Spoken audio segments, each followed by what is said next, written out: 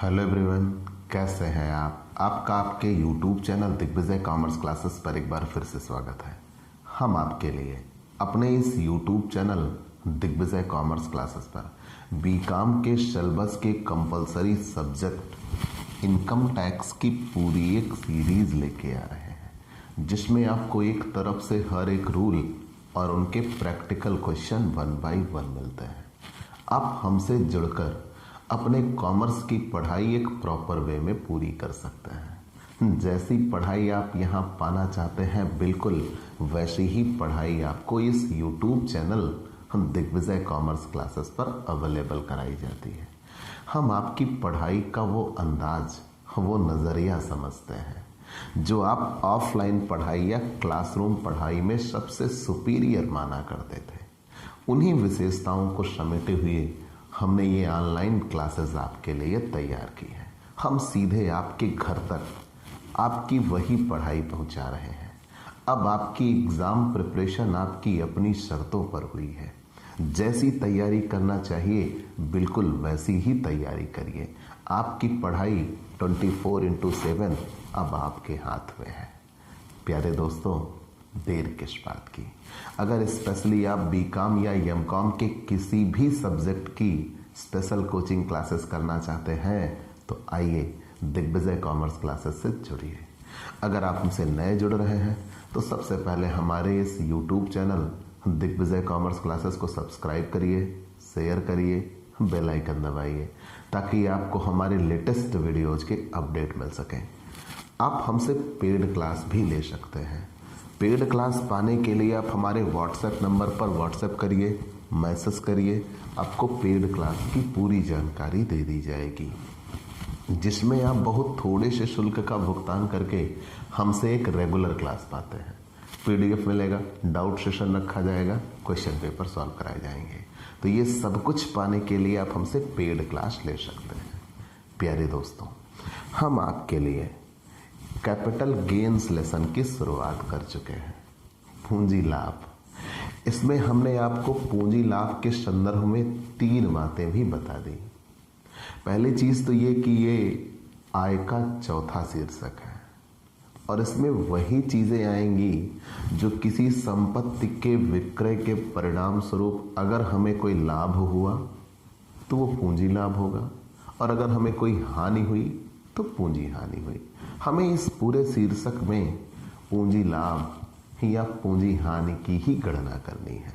उसके संदर्भ में हमें 3 बातें क्लियर करनी पड़ी। पहला तो कौन सी संपत्ति आखिर पूंजी संपत्ति होती है, मैं उसको क्लियरली एक्सप्लेन कर चुका हूं, और मैंने आपको पूंजी संपत्ति के प्रकार भी पढ़ा दिए हैं, जो कि 10 नंबर का थ्योरेटिकल क्वेश्चन है, एग्जाम में आया हुआ है, बार बार आया हुआ है। पूंजी संपत्ति के प्रकार में 2 प्रकार बता दिया, एक अल्पकालीन पूंजी संपत्ति और एक दीर्घकालीन पूंजी संपत्ति।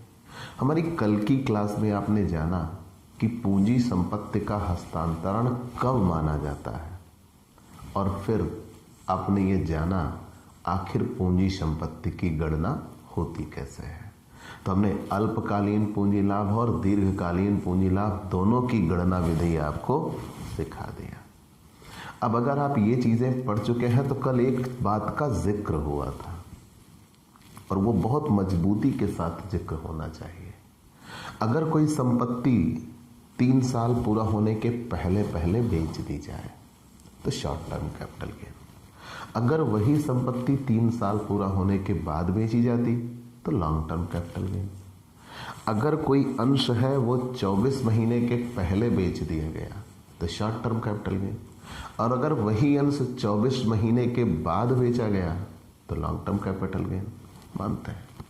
लेकिन यहाँ ये कहा गया था कि अगर किसी संपत्ति पर WDV पद्धति से ह्रास लग रहा है, रिटर्न डाउन वैल्यू, अगर किसी पर रिटर्न डाउन वैल्यू मेथड से डेप्रिसिएशन चार्ज हो रहा है, सेक्शन 50 ये कहती है, धारा 50 में इस बात का जिक्र है।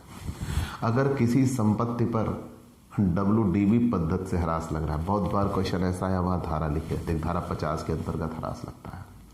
तो अगर किसी संपत्ति पर धारा 50 मतलब WDV पद्धति से ह्रास लग रहा है तो फिर उस पर सदैव शॉर्ट टर्म कैपिटल गेन होगा, लॉन्ग टर्म कैपिटल गेन नहीं होता। उस पर सदैव शॉर्ट टर्म कैपिटल गेन होगा, लॉन्ग टर्म कैपिटल गेन नहीं होता। ये विशेष रूप से याद रखिएगा। चलिए, हमने ये बातें आपको बता दी। जब आपने ये सारी बातें क्लियर कर रखी हैं, तब हम उस WDV पद्धति पे अगर हमें निकालना पड़े तो मैंने बताया था, जैसे आपके पास कोई संपत्ति थी, बराबर, तो जब आपने खरीदा था वो पास्ट में खरीदा हो, आप उस पर डेप्रिसिएशन लगाते हुए चले जाइए, डेप्रिसिएशन लगाते हुए चले जाइए, डेप्रिसिएशन लगाते हुए चले आइए और वहाँ तक चले आइए जिस डेट पे हमारे गत वर्ष की शुरुआत होती है। तो अभी हम 2020-21 में बैठे हैं, ये असेसमेंट ईयर है।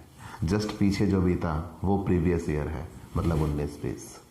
तो 1 अप्रैल 19 तक हम डेप्रिसिएशन लगाते हुए चले आएंगे। तो जब 1 अप्रैल 2019 को उसकी वैल्यू मिल जाए तो फिर तत्काल देख लीजिएगा कि उसको बेचा कितने में गया था, और जितने में बेचा गया था वैल्यू आप निकाल ही चुके, घटा देंगे। अगर जितने में बेचा गया था वो ज़्यादा है तो पूंजी लाभ, और अगर जितने में बेचा गया था वो कम है तो पूंजी हानि हो जाएगी। बिल्कुल कैसे, आइए देखिएगा, मैं बता रहा हूँ। ये मैं सिर्फ और सिर्फ उसके लिए बता रहा हूँ जहाँ पे धारा 50 के अंतर्गत डेप्रिसिएशन चार्ज होता है, मतलब रिटर्न डाउन वैल्यू मेथड से डेप्रिसिएशन चार्ज होता है। तो consideration for transfer of assets, consideration for, ठीक है ना, consideration for transfer of assets,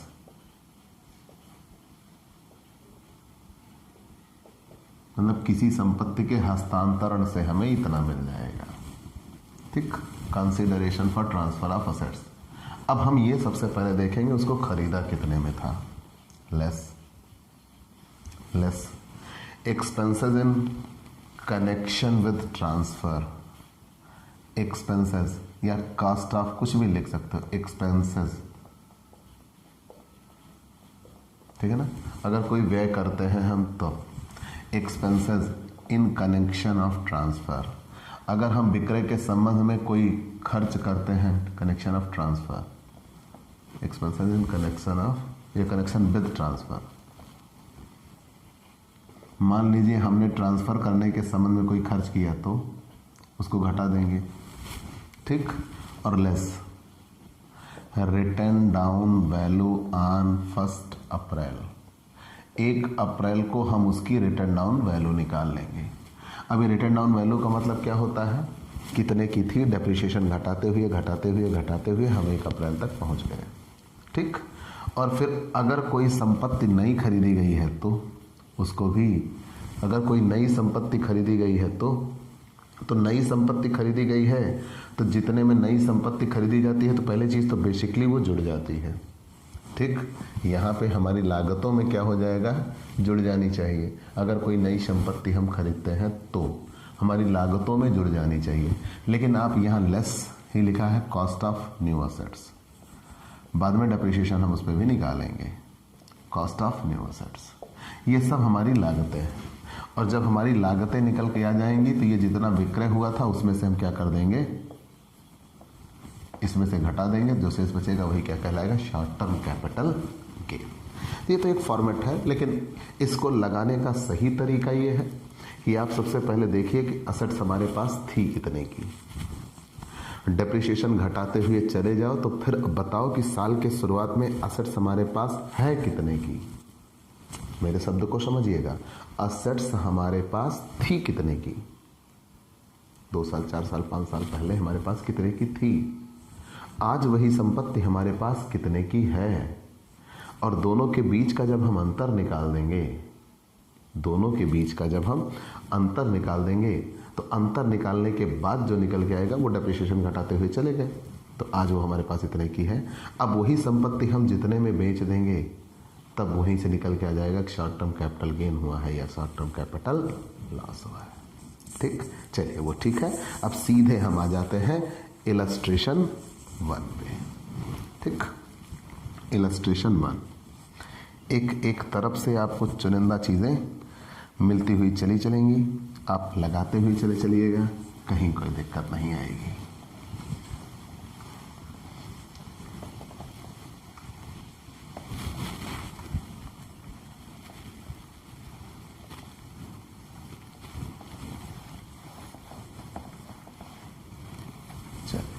illustration 1। Illustration 1 में दिया हुआ है कि 1 अप्रैल 2017 को, अब आप सोच रहे होंगे इलस्ट्रेशन क्यों। मैंने बार बार आपसे ये कहा है कि पहली चीज़ तो ये कि this is the top selected book for income tax. ये इनकम टैक्स की सबसे टॉप सेलेक्टेड बुक है। और दूसरी चीज़ ये है कि ये पूरे आसार हैं कि इलस्ट्रेशन ही एग्ज़ाम में आते हैं। तो मैं आपकी एग्ज़ाम प्रिपरेशन को ध्यान में रखकर काम कर रहा हूँ। तो मैं इलस्ट्रेशन आपके लिए सॉल्व कर रहा हूँ। कहीं कोई दिक्कत हो आप प्रैक्टिकल क्वेश्चन सॉल्व करिए। आप मुझसे बेझिझक किसी भी समय संपर्क कर सकते हैं। और दूसरी बात, हर एक क्वेश्चन के सारे रूल तब तक नहीं क्लियर किए जा सकते हैं, मतलब क्वेश्चन सॉल्व नहीं किया जा सकता जब तक सारे रूल क्लियर ना हो जाए। तो मुझे बार बार पीछे पलटना होगा, इसलिए पहले इलस्ट्रेशन। ठीक, इलस्ट्रेशन 1। 1 अप्रैल 2017 को हरास होने वाली संपत्तियां जिन पर हरास की दर एक सी दर से अर्थात 25% से मिलता है निम्न है। यहाँ हरास की विधि नहीं कहा है तो हम WDV ही मानेंगे। आगे बढ़ जाते हैं। इनके पास 3 संपत्ति थी।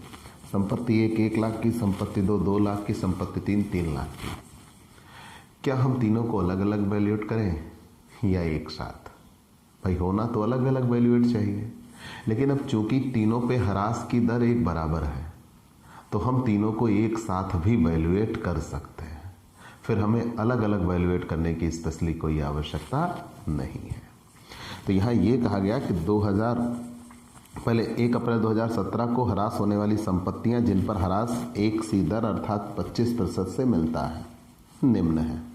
संपत्ति 1 1 लाख की, संपत्ति 2 2 लाख की, संपत्ति 3 3 लाख की, मतलब कुल इनके पास 6 लाख रुपए की संपत्तियां थी। पूंजी हानि अथवा पूंजी लाभ की गणना कीजिए यदि 2018-19 में संपत्ति पहली वाली 1,20,000 रुपए की बेच दी जाती है तथा एक नई संपत्ति 2,50,000 रुपए में खरीद ली जाती है। 2019-20 में संपत्तियां 2 3 4 5 लाख रुपए में बेच दी जाती हैं तथा इस विक्रय पर 5,000 रुपए का खर्च आता है। तब हमें सॉल्व करना है। और यदि 2019-20 में संपत्तियां 2 3 4 4 लाख रुपए में बेच दी जाती हैं और इस विक्रय पर 5,000 रुपये खर्च आता है, तो मतलब हमें क्वेश्चन कितनी बार सॉल्व करना होगा? 2 बार। अगर हम 5 लाख में बेचे तो क्या होगा? अगर हम 4 लाख में बेचे तो क्या होगा? तो चलिए पहले हम अपनी रिटन डाउन वैल्यू निकाल लेते हैं। इलस्ट्रेशन 1। अब चूंकि रिटन डाउन वैल्यू मेथड से डेप्रिसिएशन कहा गया है, हाल फिलहाल यहाँ तो कुछ कहा नहीं था, लेकिन हरास की बात की गई है तो हम रिटन डाउन वैल्यू मानेंगे। और मैंने नियम बता रखा है जिस पर रिटन डाउन वैल्यू मेथड से डेप्रिसिएशन चार्ज होता है वो शॉर्ट टर्म कैपिटल गेन होता है। तो computation of short term capital gain heading में तो यही पड़ेगा। अब बाद में अगर गेन निकल के आया तो गेन लिख देंगे, लॉस निकल के आएगा तो लॉस लिख देंगे। Computation of short term capital gain for the assessment year 2020 and 2021, 2020 और 2021 के लिए। ठीक, तो अब आइए सबसे पहले हम एक एक चीज निकालते हुए चलते हैं। अभी हम कैपिटल गेन नहीं निकालने जाएंगे, अभी हम सबसे पहले उसकी रिटन डाउन वैल्यू निकालेंगे। तो पूरी बात यहाँ पे ये कहा गया कि हमारे पास 3 संपत्तियां थी, एग्जैक्टली जैसे फर्स्ट, सेकेंड, थर्ड। हमारे पास 3 संपत्तियां थी। फिर ये पहली संपत्ति हमने क्या कर दिया? अगले साल बेच दिया। जब अगली साल यहाँ संपत्ति बिक गई तब हमारे पास केवल संपत्ति 2 और 3 बची। अब एक नई संपत्ति हम लेके आ गए 4। फिर ये तीनों संपत्तियां एक साथ हमने बेच दिया यहाँ पे। ठीक, तो हमें ये निकालना है कि पहले तो हम तीनों पर डेप्रिसिएशन निकालेंगे, फिर ये एक बिक रही है वो घट जाएगी, नई आ रही है वो जुड़ जाएगी, फिर सब पर डेप्रिसिएशन निकलेगा और फिर अंत में उसकी प्रेजेंट वैल्यू हम निकालेंगे। बस लगाने का यही तरीका है। अब तीनों को हम अलग अलग हल करते हैं, लेकिन अब चूंकि सब पर डेप्रिसिएशन एक समान है इसलिए एक साथ हल कर सकते हैं। तो यहाँ written down value of assets आपके समझने के लिए लिख दे रहा हूं first, second and third. Return down value संपत्ति 1, संपत्ति 2 और संपत्ति 3 की, वो भी कब? ऑन 1 अप्रैल 2017, 6 लाख रुपए की। 6 लाख कहाँ से आ गया पता लगा? पहली संपत्ति 1 लाख, दूसरी 2 लाख, तीसरी 3 लाख, तीनों जोड़ दिया तो टोटल कितने की हुई? 6 लाख की हो गई। तो return down value of assets first, second, third, वो भी कब? 1 अप्रैल 2017 को, टोटल कितने रुपए की हो गई? 6 लाख की। अब सबसे पहला काम इस पे हम डेप्रिसिएशन लगाएंगे, less depreciation at the rate of 25%। तो 6 लाख का 25% डेप्रिसिएशन 1,50,000। तो 6 लाख पर 25% डेप्रिसिएशन 1,50,000, मतलब ये टोटल कितने रुपए की हो गई? 4,50,000 की हो गई। ठीक, प्रेजेंट 1 साल बाद उसकी वैल्यू कितनी बची? 4,50,000 की बची बैलेंस। अब स्पेशली आप ये कह लीजिएगा ये किस डेट को उसकी वैल्यू आ गई? बैलेंस ऑन 1 अप्रैल 2018, क्योंकि ये जो वैल्यू थी वो 1 अप्रैल 2017 को थी। जब साल भर का डेप्रिसिएशन हमने 25% चार्ज कर दिया तो उसकी वैल्यू कितनी बची? 4,50,000 बची, वो भी कब? 1 अप्रैल 2018 को। अब सीधी बात यह है कि एक पुरानी संपत्ति बेच दी गई है और एक नई संपत्ति खरीद ली गई है। तो चलो चाहे पहले खरीदने वाला काम ही लिखा देते हैं उसी सन में 18-19 में। तो एक नई संपत्ति खरीद ली गई, ऐड। तो जब नई संपत्ति खरीद ली गई तो संपत्ति बढ़ गई, परचेज ऑफ असेट्स। अब ये चौथी संपत्ति कही जाएगी, असेट्स 4। कितने रुपए की संपत्ति खरीद ली गई? 2,50,000 की। तब टोटल हमारे पास संपत्तियां हो गई 7 लाख की। यहां तक तो कहीं कोई दिक्कत नहीं। फिर less sales of assets first, पहली संपत्ति बेच दी गई, ये वाली। इनके पास टोटल कितनी संपत्तियां हो गई? 4।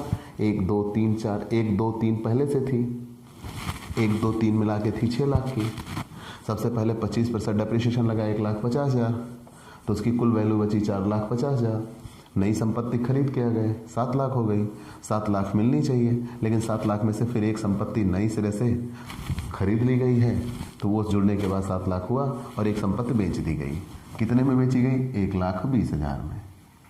अब इनके पास टोटल कितने रुपए की संपत्ति बचेगी? 5,80,000। ये बैलेंस है, तो इस पर डेप्रिसिएशन लग जाएगा। Less depreciation at the rate of 25%।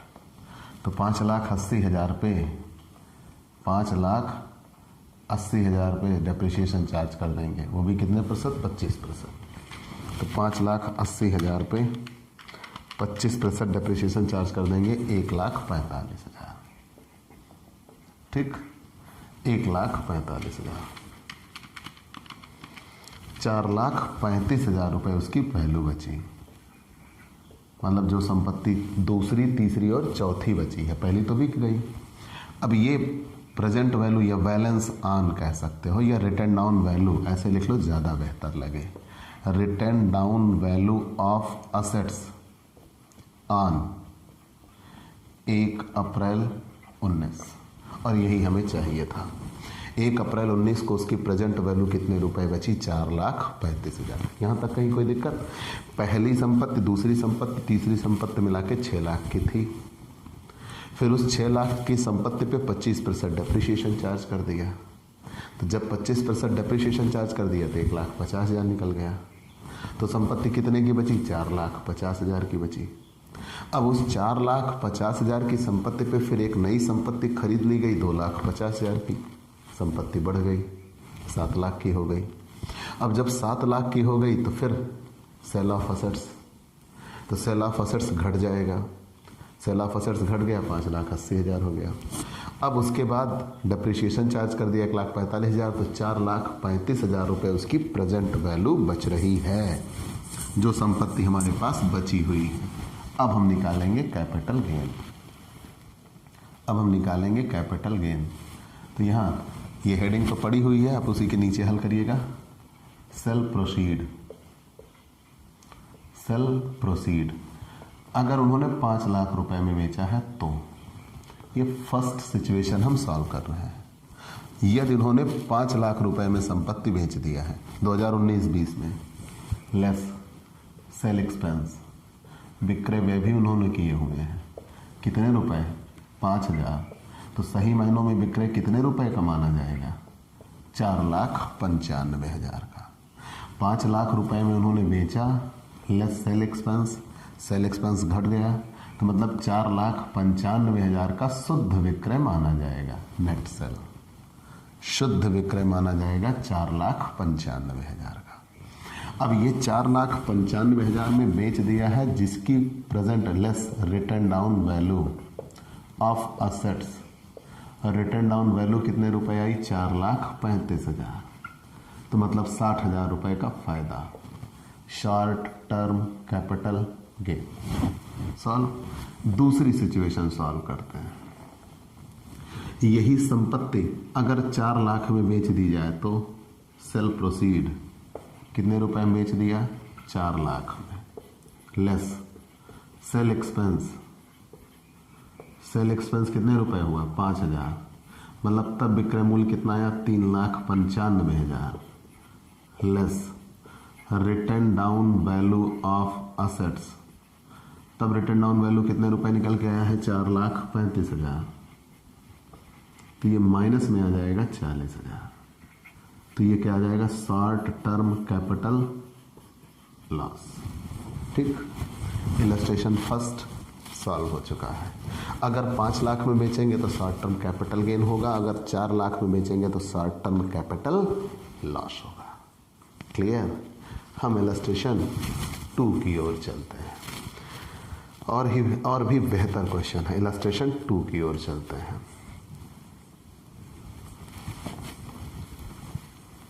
आप एक एक चीजें क्लियर करिए। जब आप एक एक चीजें क्लियर रखेंगे ना, तो आपको क्वेश्चन लगाने में बहुत ही आसानी होगी। ठीक भाई, फॉर्मेट तो यही फिर से बन जाना था, हमने इसलिए उसको मिटाया ही नहीं। ठीक,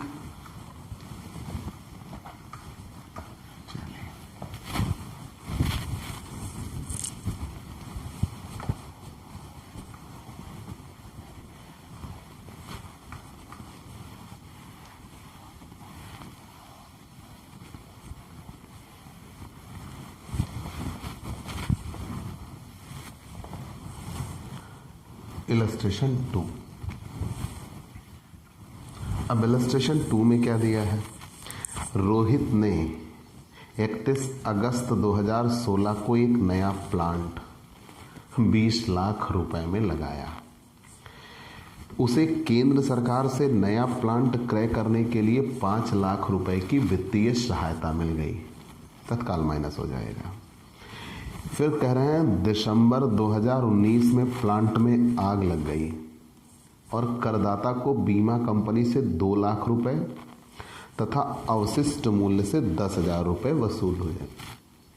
कर निर्धारण वर्ष 2019-20 तक के लिए इस प्लांट पर ह्रास की दर कर निर्धारण वर्ष 2020-21 के लिए लाभ हानि की गणना कीजिए, 25% से ह्रास स्वीकार कीजिए।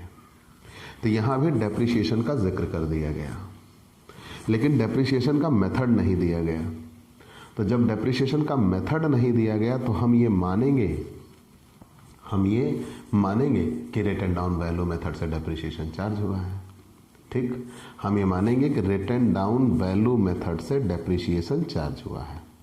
ठीक, चलिए तो सबसे पहले हम उसकी प्रेजेंट वैल्यू निकालते हैं। डेप्रिसिएशन घटाते हुए चले आएंगे तो प्रेजेंट वैल्यू उसकी हम निकाल लेंगे। ठीक, एक एक तरफ से हम निकालते हुए चले आएंगे। और एक बात, जहां ह्रास लिखा है 25% ह्रास लिखा है, परिणाम शब्द नहीं लिखा। तो हमने आपको एक रूल बताया है। आप अगर हमसे जुड़े रहे हैं, और मैं कॉन्ट्रैक्ट अकाउंट पढ़ा रहा था और बिजनेस प्रोफेशन, वहां पे मैंने आपको एक रूल बताया है। रूल में मैंने ये कहा था कि अगर डेप्रिसिएशन दिया हुआ है और डेप्रिसिएशन के बाद परिणाम शब्द नहीं लिखा है तो हम पूरे साल का डेप्रिसिएशन लगाते हैं, वो चाहे जब खरीदा गया हो। ठीक, चाहे 1 महीने समय बचा हो, चाहे 2 महीने बचा हो, चाहे 1 दिन बचा हो, चाहे पूरे 12 महीने बचे हों। अगर पर एनम शब्द नहीं लिखा है, केवल परसेंटेज दिया हुआ है, तो पूरे साल का डेप्रिसिएशन चार्ज होता है। और अगर पर एनम शब्द दिया है तो समय के आधार पर डेप्रिसिएशन चार्ज होगा। तो रोहित ने 31 अगस्त 2016 को एक प्लांट लगाया, वो भी कितने रुपए का? 20 लाख का। केंद्र सरकार से सहायता मिली 5 लाख की। सितंबर 2019 में नए प्लांट में आग लग गई और करदाता को बीमा कंपनी से 2 लाख रुपए मिले, और जो प्लांट जल गया था उसका स्क्रैप बेच के कितने रुपए कमाया? 10,000 कमाया। तो आइए, सबसे पहले 31 अगस्त 2016 को प्लांट की लागत थी कितने की?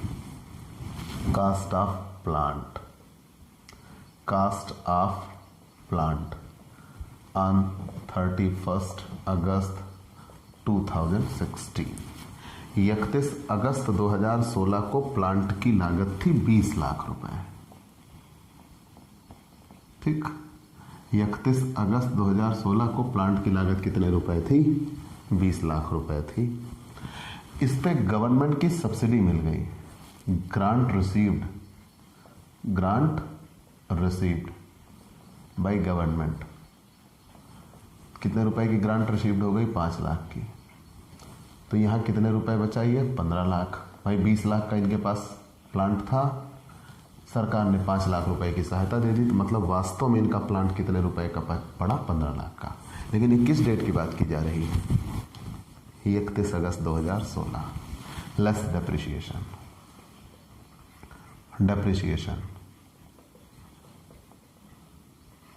at the rate of depreciation at the rate of 25%।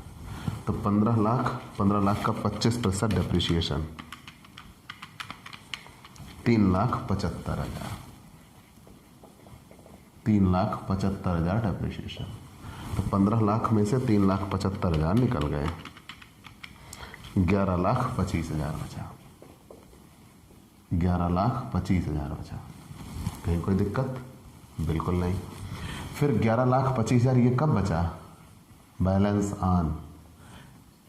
On या return down value on. Return down value भी बता लो, ज़्यादा बेहतर। रिटर्न डाउन वैल्यू ऑन 1 अप्रैल 2017। 1 अप्रैल 2017 को उसकी वैल्यू बची 11,25,000। फिर डेप्रिसिएशन चार्ज होगा, less depreciation at the rate of 25%। तो 11,25,000 का था, उस पर 25% डेप्रिसिएशन चार्ज हो गया, 2,81,250। 2,81,250। तो ये आ गया 8,43,750। 8,43,750। ये रिटर्न डाउन वैल्यू ऑन 1 अप्रैल 2018। हमें 2019 को उसकी रिटर्न वैल्यू चाहिए, तब तक हम डेप्रिसिएशन लगाते हुए चले जाते हैं। Less depreciation at the rate of 25%। इस पर 25% डेप्रिसिएशन 8,43,750 का 25%, 2,10,937 रुपये 50 पैसे। तो 2,10,938 रुपये कह लेंगे। तो 2,10,938, 8,43,750 था, 2,10,938 रुपये का डेप्रिसिएशन चार्ज हो गया। 6,32,812 रुपये उसकी वैल्यू बची है। 6,32,812 उसकी वैल्यू बची है। रिटर्न डाउन वैल्यू ऑन 1 अप्रैल 2019। यहाँ तक कहीं कोई दिक्कत हो तो बोल दीजिएगा, ध्यान दीजिएगा। सबसे पहले cost of plant, grant received, government ने सहायता दे दी। फिर डेप्रिसिएशन चार्ज करते हुए हम चले जाएंगे। प्लांट खरीदा 20 लाख का, 5 लाख की गवर्नमेंट सहायता मिल गई, तो मतलब प्लांट वास्तव में है 15 लाख का। 15 लाख के प्लांट पे डेप्रिसिएशन चार्ज हो गया तो प्लांट बचा 11,25,000 का। 11,25,000 पर डेप्रिसिएशन चार्ज हो गया तो प्लांट बचा 8,43,750 का। इस पर डेप्रिसिएशन चार्ज हो गया तो प्लांट बचा 6,32,812 का। प्लांट जल गया। अब जब प्लांट जल गया तो इनको बीमा कंपनी से कुछ मिला। Amount received from insurance company. अब हम कैपिटल गेन निकाल रहे हैं। इसी के नीचे आगे बढ़ाइएगा। अमाउंट रिसीव्ड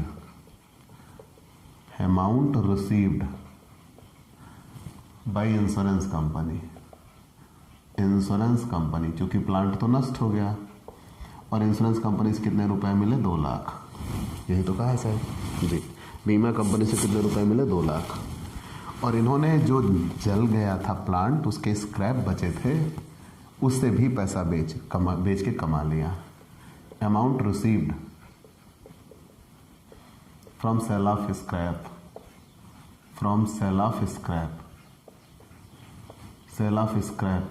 स्क्रैप बेच के 10,000 रुपये कमा लिया, तो 2,10,000 रुपये इसे कमाने को मिल गया। लेकिन इनका प्लांट जला कितने रुपए का है? 6,32,812 less return down value of assets on 1 अप्रैल 2019 6,32,812, तो 2,10,000 ही केवल मिला है।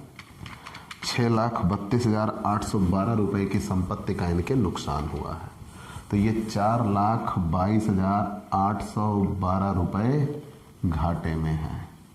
Short term capital loss. Clear? ऐसे ही ये क्वेश्चन सॉल्व होगा। चलिए हम आगे बढ़ जाते हैं। इलस्ट्रेशन 3। चलिए देखिएगा, यहाँ बिल्कुल ऐसे ही नियम पर ये क्वेश्चन सॉल्व दिया है और उसके बाद फिर ये रूल समाप्त हो जाएगा। ठीक, दिया क्या हुआ है कि माना कि, और ये थोड़ा सा ट्रिकी क्वेश्चन है इलस्ट्रेशन 3, थोड़ा सा, आप इसका स्क्रीनशॉट ले लीजिए जी। हम माइनस में नहीं दिखाते, लॉस लिख दिया तो हम माइनस में नहीं लिखते। ठीक, याद रखिएगा, हमने लॉस लिख दिया ना, इसलिए माइनस में नहीं लिखते।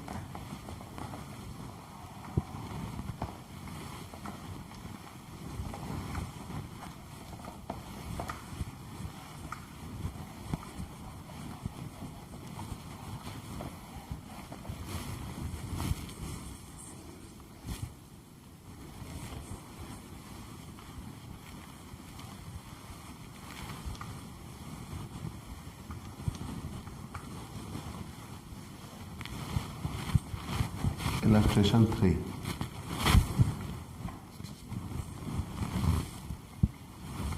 इलस्ट्रेशन 3 में दिया गया है, माना कि संपत्तियों का एक खंड जो फैक्ट्री भवन का है का अपलिखित मूल्य वित्तीय वर्ष 2019-20 के प्रारंभ में 10 लाख रुपए है।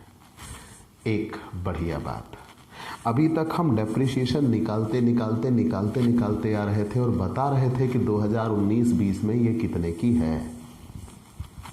इस क्वेश्चन में ये पहले से दे रखे हैं कि 2019-20 में ये संपत्ति इतने की है। माना कि संपत्तियों का एक खंड जो फैक्ट्री भवन का है का अपलिखित मूल्य वित्तीय वर्ष 2019-20 के प्रारंभ में 10 लाख रुपए है और करदाता मई 2019 में एक गोदाम 2 लाख रुपए का प्राप्त कर लेता है। संपत्ति बढ़ गई, जोड़ देंगे। दिसंबर 2019 में इस खंड की समस्त संपत्तियां 9 लाख रुपए में बेच दी जाती हैं। तो कर निर्धारण वर्ष 2020-21 के लिए धारा 50 की उपधारा 2 के अंतर्गत पूंजीगत लाभ अथवा पूंजीगत हानि की गणना कीजिए। तो धारा 50 की उपधारा 1, 50 की उपधारा 2 जो भी कहा गया है, ये सब रिटर्न डाउन वैल्यू मेथड की बात की गई है। और मैंने बार बार आपको बताया कि अगर रिटर्न डाउन वैल्यू मेथड हो तो वो शॉर्ट टर्म कैपिटल गेन होता है। ठीक, तो यहाँ सबसे पहली चीज़ तो यह है कि इनके पास संपत्ति जो थी वो उसकी रिटर्न डाउन वैल्यू बची थी 10 लाख की, और नई संपत्ति कितनी की और की खरीद के लेके आ गए? 2 लाख की। मतलब इनके पास संपत्तियाँ कितने की हो गई? 12 लाख की। और उसी संपत्ति को इन्होंने कितने रुपए में बेच दिया? 9 लाख रुपए में। सिंपल, 3 लाख रुपए का घाटा। लेकिन क्वेश्चन में दिखाएंगे कैसे। तो सबसे पहले सेल प्रोसीड सभी संपत्तियों को बेच के घाटा of all assets. Cell proceed of all assets कितने रुपए? 9 लाख रुपए में बेच दिया। Less return down value of assets on 1 अप्रैल 2019 कितने रुपए की बची थी रिटर्न डाउन वैल्यू? 10 लाख की। Purchase of new assets add कर लिया, purchase of new assets, purchase of new assets, नई संपत्ति भी खरीद लिया। और जो नई संपत्ति खरीदा वो कितने रुपए की खरीदा? 2 लाख की। मतलब अब इनके पास संपत्तियां कुल कितने रुपए की हो गई? 12 लाख की। और वही 12 लाख की संपत्तियां कितने रुपए में बेच दे रहे हैं? 9 लाख में। 3 लाख रुपए घाटा। तुरंत हम लिखेंगे शॉर्ट टर्म कैपिटल लॉस। खत्म। मतलब ये सिंपल सा है कि इनके पास एक, अब चूंकि कैसे हमने ये कर दिया शॉर्ट टर्म कैपिटल गेन, क्यों कहा? क्योंकि यहाँ पे अपलिखित मूल्य दिया है। अपलिखित मूल्य उसे कहते हैं जो डेप्रिसिएशन घटाने के बाद आता है।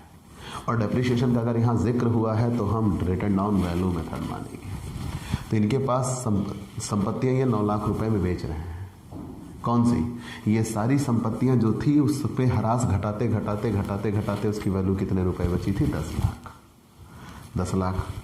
फिर नई संपत्ति खरीद के आ जा रहे हैं 2 लाख की। मतलब इनके पास संपत्तियां कितने की हो गई? 12 लाख की। और वही 12 लाख की संपत्तियां कितने रुपए में बेच दिया है? 9 लाख। ठीक। तो जब वही 12 लाख की संपत्तियां 9 लाख में बेच दिया तो 3 लाख रुपए का घाटा, शॉर्ट टर्म कैपिटल लॉस। ठीक। तो यहाँ तक ये सारे नियम समाप्त हुए। अब जब ये सारे नियम समाप्त हो गए तब हम अगले नए नियम की ओर बढ़ चलेंगे जो पूर्ण प्रतिफल के लिए है।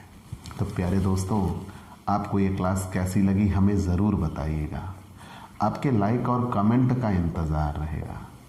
आप हमसे पेड क्लास ले सकते हैं। पेड क्लास पाने के लिए आप हमारे व्हाट्सएप नंबर पर व्हाट्सएप करिए, मैसेज करिए, आपको पेड क्लास की पूरी जानकारी दे दी जाएगी, जिसमें आप बहुत थोड़े से शुल्क का भुगतान करके हमसे एक रेगुलर क्लास पाते हैं।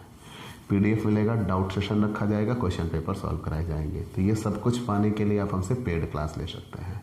और स्पेशली अगर आप हमसे नए जुड़ रहे हैं तो सबसे पहले हमारे इस YouTube channel Digvijay commerce classes को सब्सक्राइब करिए, शेयर करिए, बेल आइकन दबाइए ताकि आपको हमारे लेटेस्ट वीडियोज के अपडेट मिल सकें। तो आज की क्लास में इतना ही। अगले दिन नए टॉपिक के साथ फिर मुलाकात होगी। चलते हैं दोस्तों। बाय बाय दोस्तों।